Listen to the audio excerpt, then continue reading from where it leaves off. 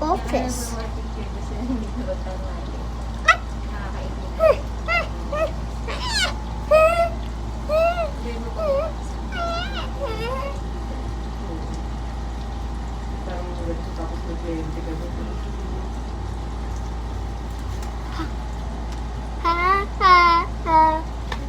Singular. Singular.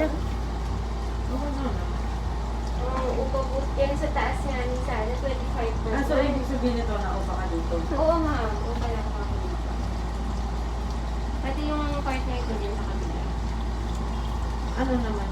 IT ma'am sila. Mga IT services.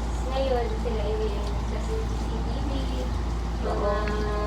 Ano tatakip siya ng CCTV? Opo.